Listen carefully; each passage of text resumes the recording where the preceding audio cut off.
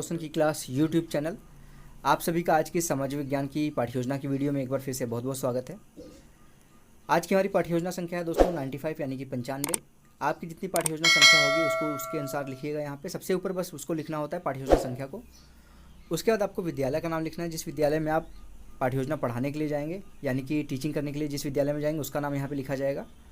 उसके बाद देख सकते हैं हमारी जो पाठ्य योजना है वो कक्षा 6 के लिए है। वर्ग है अ, विषय है सामाजिक विज्ञान का, उपविषय है इतिहास, कालांश है द्वितीय, अवधि है 40 मिनट की। कालांश का मतलब होता है कि आप किस पीरियड में उस पाठ्य योजना को पढ़ाने के लिए विद्यालय में जाएंगे। तो हम सेकंड पीरियड में जाएंगे कक्षा 6 में, तो यहाँ पे द्वितीय लिखा गया है। उसके बाद आप देख सकते हैं दिनांक है 15 जुलाई 2020 का। आपका जो भी डेट होगा उसके अनुसार यहाँ पे डेट डाल दीजिएगा, जिससे ये पता चलता है कि आप पाठ्य योजना पढ़ाने के लिए किस डेट को गए थे उस विद्यालय में। उसके बाद देखिए हमारा प्रकरण है आरंभिक नगर। ये हमारी कक्षा 6 की जो इतिहास की बुक है हमारे अतीत, उसका तीसरा चैप्टर है। और उसके बाद लिखना होता है हमको सामान्य उद्देश्य। सामान्य उद्देश्य हेडिंग लिखने के बाद इसके अंदर जो पॉइंट लिखना होता है उसके बारे में मैं यहाँ पे बता दूँ कि इसके अंदर मिनिमम आप 4 से 5 पॉइंट आपको लिखना होता है मिनिमम, और मैक्सिमम 8 से 10 पॉइंट भी इसमें लिखा जा सकता है। और इसके अंदर जो सामान्य उद्देश्य होता है, एक शिक्षक आप हैं तो आपका कोई ना कोई उद्देश्य होगा उस विषय को पढ़ाने से, उस उपविषय को पढ़ाने का कोई उद्देश्य होगा। आप बच्चों को कोई पढ़ा रहे हैं कोई चैप्टर, तो आपका कोई ना कोई उद्देश्य होगा। तो इतिहास यहाँ पे हमारा जो उपविषय है इतिहास है और विषय है हमारा सामाजिक विज्ञान।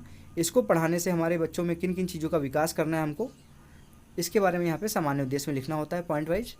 तो यहाँ पे देख लीजिए, पहला पॉइंट है छात्रों में इतिहास विषय के प्रति रुचि उत्पन्न करना।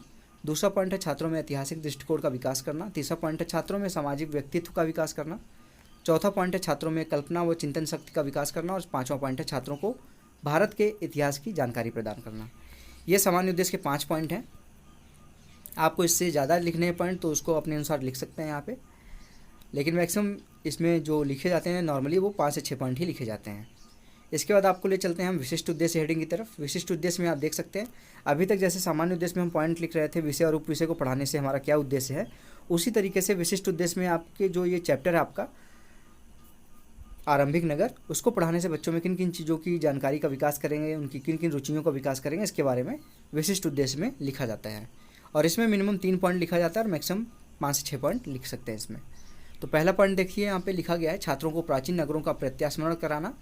दूसरा पॉइंट है छात्रों को मानव सभ्यता के विकास की जानकारी देना। तीसरा पॉइंट है छात्र आरंभिक नगरों के बारे में जान सकेंगे। और चौथा पॉइंट है छात्र पुरानी इमारतों और वस्तुओं का ज्ञान प्राप्त कर सकेंगे। ये विशिष्ट उद्देश्य के 4 पॉइंट है। इसको आराम से वीडियो रोक के लिख लीजिएगा, इसमें गलती मत करिएगा। फाइल में गलती नहीं होनी चाहिए, गलती होने पर गंदा लगने लगता है, तो कट पिट मत करिएगा फाइल में। और उसके बाद आता है हमारा हेडिंग शिक्षण सहायक सामग्री। जैसा कि ये हेडिंग से ही तात्पर्य होता है कि शिक्षण सहायक सामग्री मतलब कि शिक्षण कार्य करते समय जिन सामग्रियों की आप सहायता लेते हैं 40 मिनट की क्लास में, वो सभी सामग्री यहाँ पे लिखनी होती हैं। तो शिक्षण कार्य करते समय आप चौक डस्टर के बिना तो आप कोई भी शिक्षण कार्य कर ही नहीं सकते। तो चौक डस्टर लपेट से आमपट, क्योंकि आप किसी विद्यालय में जा रहे हैं पढ़ाने तो वहाँ पे पता नहीं बोर्ड कैसा है, आप अपने अनुसार इसीलिए लपेट से आमपट लेके जाइए, रोलिंग बोर्ड, और उसके साथ ही संकेतक लेके जाइए जो थोड़ा सा प्रोफेशनल लगेगा। आप पढ़ाने जाएंगे किसी विद्यालय में, अगर प्रोफेशनल तरीके से जाएंगे पढ़ाने तो वहाँ के टीचरों को, वहाँ के जो निरीक्षक होंगे उनको देख के अच्छा लगेगा। उसके बाद आते हैं हम अपने पूर्व ज्ञान हेडिंग की तरफ। पूर्व ज्ञान में आपको लिखना है छात्रों को मानव समाज की उत्पत्ति की सामान्य जानकारी है। अब पूर्व ज्ञान के बाद आता है हमारा प्रस्तावना प्रश्न। प्रस्तावना प्रश्न किसी भी लेसन प्लान का सबसे इंपॉर्टेंट पॉइंट होता है, क्योंकि इसमें जो प्रश्न होते हैं उसको बनाने में बच्चों से काफ़ी गलतियाँ हो जाती हैं।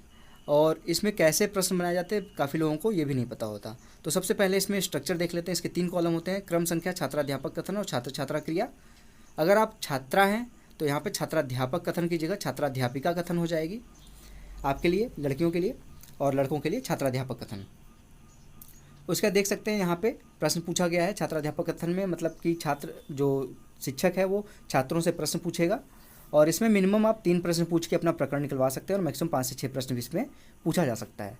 तो पहला प्रश्न देख लीजिए यहाँ पे, आरंभिक मानव को किस नाम से जाना जाता है, तो बच्चे बता देंगे आदि मानव।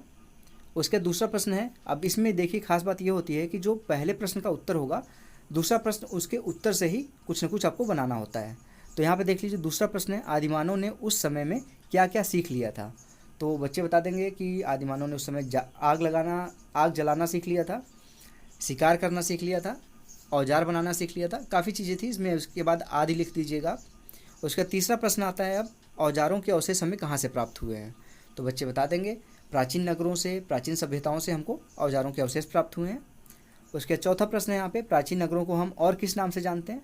तो बच्चे इसका उत्तर दे देंगे, प्राचीन नगरों को हम आरंभिक नगर के नाम से भी जानते हैं। अब लास्ट में आता है पांचवा प्रश्न। यहाँ पे आपका प्रकरण निकल चुका है, परंतु आप ये जान लीजिए कि आपके प्रकरण के बारे में बच्चों को कोई जानकारी है कि नहीं। तो बच्चों से पूछिए किसी आरंभिक नगर के बारे में विस्तार से बताओ, तो इसका उत्तर नहीं दे पाएंगे बच्चे, वो हो जाएंगे मौन, यानी कि शांत हो जाएंगे। और उसके बाद ये हो जाएगा प्रश्न उनके लिए समस्यात्मक प्रश्न। तो ये देख लीजिए, आप प्रस्तावना प्रश्न एक बार फिर से दिखा देता हूँ आपको। पाँचों प्रश्न आराम से लिख लीजिएगा, इसको अपने अनुसार थोड़ा बहुत चेंज भी कर सकते हैं इसमें आप। अब उसके बाद आता है हमारा उद्देश्य कथन। उद्देश्य कथन में आपको लिखना है, छात्रों आज हम लोग हमारे अतीत नामक पाठ्य पुस्तक से आरंभिक नगर नामक पाठ का अध्ययन करेंगे। अब उद्देश्य कथन हो गया। यहाँ पे आप अब पढ़ाने जाएंगे, क्योंकि आपने बता दिया कि अब अध्ययन करेंगे, तो आप प्रस्तुतिकरण लिखिए। प्रस्तुतिकरण मतलब कि अब किस तरीके से आपको ये पाठ पढ़ाना है और क्या क्या चीज़ें पढ़ानी है इसमें। तो प्रस्तुतिकरण देख लीजिए, इस तरीके से लिखा गया। मैं 2 पेज मिला के एक पूरा प्रस्तुतिकरण बनाता हूँ, आप अपने अनुसार इसको एडजस्ट कर लीजिएगा इसको। तो देख लीजिए, इसमें सबसे पहले पेज पे मैं दिखा देता हूँ कौन कौन सी हेडिंग लिखी गई है। देख लीजिए, यहाँ पे शिक्षण बिंदु लिखा गया पहला हेडिंग, और दूसरा हेडिंग है छात्राध्यापक कथन, दूसरा कॉलम। तीसरा कॉलम है दूसरे पेज पे हमारा, उसके सामने वाले पेज पे छात्र छात्रा क्रिया, शिक्षण विधियाँ, और लास्ट में है श्यामपट्ट कार्य। तो ये 5 कॉलम आपको बनाना होता है इसमें। सबसे पहले शिक्षण बिंदु में आपको वो पॉइंट लिखने होते हैं जिसके बारे में आप पढ़ाने जा रहे हैं। तो यहाँ पे देख लीजिए लिखा गया हड़प्पा सभ्यता, क्योंकि आरंभिक नगरों में सबसे पहले इसी का नाम आता है, तो उसके बारे में ही बताएंगे यहाँ पे। उसके बाद कुछ विकासात्मक प्रश्न पूछ लीजिए कि हड़प्पा सभ्यता के बारे में बच्चों को कुछ पता है कि नहीं। तो यहाँ पे बच्चों से पूछ लीजिए कि हड़प्पा जो पूरा स्थल था वो कहाँ पे स्थित था। तो बच्चे इसका उत्तर नहीं दे पाएंगे, उनको नहीं पता है। तो उसके बाद यहाँ पे स्पष्टीकरण देंगे, छात्राध्यापक कथन अपना स्पष्टीकरण देगा। जब बच्चे नहीं बता पाए उसका उत्तर, तो अब स्पष्टीकरण देगा। तो इसमें देख लीजिए लिखा गया, लगभग 150 वर्ष पहले जब पंजाब में पहली बार रेलवे लाइनें बिछाई जा रही थी, तो इस काम में जुटे इंजीनियरों को अचानक हड़प्पा पुरास्थल मिला, जो आज आधुनिक पाकिस्तान में है। इस सभ्यता के शहरों का निर्माण लगभग 4700 यानी कि 4700 वर्ष यानी कि 4700 वर्ष पहले हुआ था। छात्र छात्रा क्रिया में आपको लिखना है, छात्र छात्रा ध्यानपूर्वक सुनेंगे। अब इसके आगे देख लीजिए, शिक्षण विधियों में आपको लिखना है, जो ऊपर प्रश्न पूछा था आपने विकासात्मक प्रश्न, उसके सामने लिख दीजिए शिक्षण विधियों में प्रश्नीकरण विधि। और अभी जो आपने बताया है व्याख्यान दिया है, इसके सामने लिख दीजिए व्याख्यान विधि। और लास्ट में श्यामपट्ट कार्य पे आपको लिखना है। देख लीजिए, श्यामपट्ट कार्य पे वो सारी चीज़ें नहीं लिखी जाती। शिक्षण कार्य करते समय आप ध्यान दीजिए कि श्यामपट्ट पे अगर पूरी चीज़ें लिख देंगे तो बच्चों को सारी चीज़ें समझ में नहीं आएंगी। तो श्यामपट्ट पे वही चीज़ लिखिए जिसकी इंपॉर्टेंस है आपके क्लास से रिलेटेड। तो यहाँ पे देख लीजिए लिखा गया है, हड़प्पा सभ्यता लगभग 4700 वर्ष पुरानी सभ्यता है।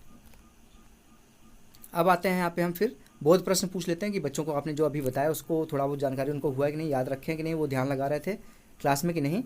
तो यहाँ पे पूछ लीजिए एक प्रश्न, हड़प्पा सभ्यता में शहरों का निर्माण कितने वर्ष पहले हुआ था। तो बच्चे उसका उत्तर दे देंगे। आप अच्छी तरीके से पढ़ा, उनका ध्यान लगा हुआ था तो बता देंगे लगभग 4700 वर्ष पहले। यह भी प्रश्नीकरण विधि थी, तो यहाँ पे शिक्षण विधि में लिख दीजिए प्रश्नीकरण विधि। प्रश्नीकरण विधि को ही प्रश्नोत्तर विधि भी कहते हैं, इसमें कन्फ्यूज मत होइएगा। अपने कॉलेज के अनुसार यहाँ पे लिख लीजिएगा। अगर वो प्रश्नीकरण विधि बोलते हैं लिखने के लिए तो प्रश्नीकरण विधि लिख दीजिए, और प्रश्नोत्तर विधि बोलते हैं तो प्रश्नोत्तर विधि हो जाएगा वही चीज़। अब दूसरा यहाँ पे शिक्षण बिंदु में पॉइंट है, इन शहर नगरों की विशेषताएं स्पष्टीकरण दीजिए। अब यहाँ पे छात्राध्यापक कथन में इन नगरों को 2 या 2 से ज़्यादा हिस्सों में विभाजित किया गया था। इसमें ऊंचाई वाले भाग को दुर्ग और निचले हिस्से को निचला नगर कहते थे। इनकी दीवारें पक्की ईंटों से बनाई जाती थी। नगर दुर्ग के मिसाल के तौर पर मोहनजोदड़ो में खास तालाब बनाया गया था, जिसे पुरातत्वविदों ने महान स्नानागार कहा। कालीबंगा और लोथल में आधुनिक अग्निकुंड भी मिले। इस नगरों में ढके हुए नाले थे।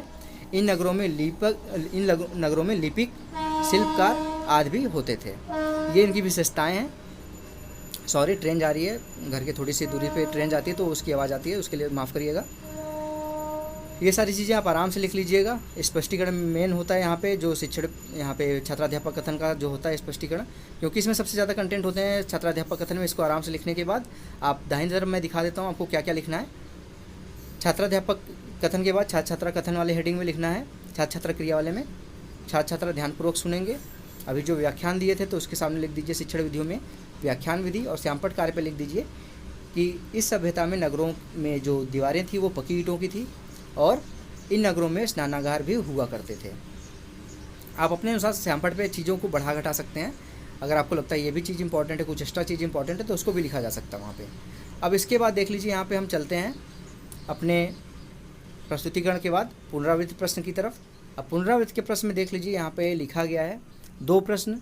इसमें आप मिनिमम 1 से 2 प्रश्न पूछ सकते हैं, मैक्सिमम 3 से 4 प्रश्न भी इसमें पूछा जा सकता है। और पुनरावृत्ति का प्रश्न पढ़ाते समय इसलिए पूछा जाता है क्योंकि बच्चों का ध्यान है, छोटे बच्चे हैं, तो उनका ध्यान 40 मिनट, छोटे बच्चे हों चाहे बड़े बच्चे हों, सभी का ध्यान पढ़ाई की तरफ अगर पढ़ा रहे हैं 40 मिनट की क्लास में, तो कभी न कभी भटकता ज़रूर है। उनका ध्यान इधर उधर भटकने लगता है, जिससे एक अच्छे शिक्षक की ये निशानी होती है कि जब बच्चों का ध्यान इधर उधर भटकने लगे तो उसको जांच ले कि इस समय बच्चों को पढ़ने में मन नहीं लग रहा है, उसी समय कुछ न कुछ प्रश्न पूछ ले क्लास में। अगर आप प्रश्न पूछ लेंगे तो सभी बच्चों का ध्यान आपकी तरफ आकर्षित हो जाएगा और वापस वो पढ़ाई की तरफ ध्यान लगाने लगेंगे। डर के वश या फिर आपके प्रश्नों के कारण वो अपना ध्यान जो है वो पढ़ाई की तरफ लगाएंगे ही। तो यहाँ पे देख लीजिए, पहला प्रश्न है, वर्तमान में हड़प्पा सभ्यता का ज़्यादा हिस्सा किस देश में स्थित है। और यहाँ पे प्रश्नों का जो उत्तर है वो नहीं लिखा जाता, क्योंकि प्रश्नों का उत्तर अगर आप फाइल में लिख देंगे और वो बच्चों को आप बता देंगे, तो बच्चों को आप स्टार्टिंग से ही प्रश्नों का उत्तर बताने के लिए प्रेरित, मतलब खुद प्रेरित नहीं करेंगे, उनको बताते रहेंगे, स्पून फिटिंग करेंगे उनको। तो ऐसा नहीं करना चाहिए। बच्चों को किसी न किसी तरीके से, इनोवेटिव तरीक़े से बच्चों से ही प्रश्नों का उत्तर निकलवाना है। आपको कभी भी पढ़ाने के बाद बच्चों को प्रश्न का उत्तर नहीं बताना है, इस चीज़ का भी ध्यान दीजिएगा। और उसके बाद यहाँ पे देख लीजिए, लिखा गया दूसरा प्रश्न, हड़प्पा सभ्यता में नगरों को कितने हिस्सों में बांटा गया था। अब आता है मूल्यांकन का प्रश्न। मूल्यांकन के प्रश्न में शिक्षक अपना मूल्यांकन करता है कि उसने 40 मिनट की क्लास में जो पढ़ाया है वो कितनी अच्छी तरीके से पढ़ाया बच्चों को। अगर अच्छी तरीके से पढ़ाया तो बच्चे उसके प्रश्नों का उत्तर दे पाएंगे, अगर नहीं पढ़ाया अच्छी तरीके से तो सारे बच्चे उसके प्रश्नों का उत्तर नहीं दे पाएंगे। तो यहाँ पे देख लीजिए, इसमें भी आप मिनिमम 1 से 2 प्रश्न पूछ सकते हैं, मैक्सिमम 3 से 4 प्रश्न इसमें भी पूछा जा सकता है। पहला प्रश्न है, हड़प्पा सभ्यता में दीवारें किस चीज़ से बनाई जाती थी। और दूसरा है यहाँ पे, खास स्नानागार किस स्थान पर बनाया गया था। अब लास्ट में आता है हमारा गृह कार्य। गृह कार्य में देख लीजिए, लिखा गया है, आरंभिक नगरों के बारे में विस्तार पूर्वक व्याख्या कीजिए तथा इनकी विशेषताएं बताइए। तो गृह कार्य को इंग्लिश में होमवर्क भी कहते हैं। ये कार्य दिया जाता है बच्चों को घर से करके लाने के लिए, और बोला जाता है कि घर से आप अपनी कॉपी में लिख के ले आइएगा, या फिर कोई चीज़ याद करने के लिए दिया जाता है तो उनको बोला जाता है कि कल क्लास में पूछा जाएगा, इसको याद करके आना है आपको। तो गृह कार्य के समाप्त होने के बाद हमारा आज का लेसन प्लान भी यहाँ पे समाप्त होता है। आशा करता हूँ आपको आज का लेसन प्लान पसंद आया होगा। और अगर आप लोगों को किसी भी लेसन प्लान की ज़रूरत है तो मुझे कमेंट बॉक्स में बताया करिए, या फिर मेरे फेसबुक पेज पे जाके मैसेज किया करिए। मैं कोशिश करूँगा कि जल्दी से जल्दी वो लेसन प्लान आप तक पहुँचा सकूँ। परंतु इस समय जो है वो मैं सुपर टेट की क्लासेस भी ले रहा हूँ साथ में, और साथ ही साथ मैं IBPS RRB के जो एग्ज़ाम आने वाले हैं उसके लिए भी यहाँ पे वीडियो बना रहा हूँ। तो थोड़ा सा मुझे कम समय मिलता है, फिर भी अगर आप लोग मुझे कमेंट बॉक्स में, अगर आपको चाहिए 1 हफ्ते या 10 दिन आगे चाहिए, 7 डेज़ to 10 डेज़ के बाद चाहिए आपको कोई लेसन प्लान, तो मुझे आज ही बता दीजिए। तो उसको प्रिपेयर करने में मुझे टाइम मिल सकेगा, आसानी से वो अच्छे तरीके से मैं बना सकूँगा उस लेसन प्लान को, उसमें कोई गड़बड़ी नहीं होगी। और अगर समय नहीं देंगे तो 1-2 दिन में बनाने में थोड़ी सी दिक्कत होगी, क्योंकि समय की कमी रहती है इस समय मेरे पास। तो कम से कम 3 से 4 दिन पहले मुझे बता दीजिए। तो 3 से 4 दिन में अगर एक लेसन प्लान आपको बनवाना है तो 3 से 4 दिन मैक्सिमम टाइम लगेगा आपको। मैं एक लेसन प्लान बना के अपने यूट्यूब चैनल के माध्यम से आप तक पहुँचा दूँगा। सिर्फ आपको इतना काम करना है कि रोशन की क्लास यूट्यूब चैनल को सब्सक्राइब करके रखना है, जिससे, और बेल आइकन पे भी क्लिक करके रखना है, जिससे मैं आप लोगों की जो भी पाठ्य योजना की वीडियो अपलोड करूं तो उसकी नोटिफिकेशन आप तक पहुंच जाए। तो दोस्तों, इसी के साथ अब मिलते हैं नेक्स्ट वीडियो में। तब तक के लिए आप लोगों का बहुत बहुत धन्यवाद। जय हिंद, वंदे मातरम।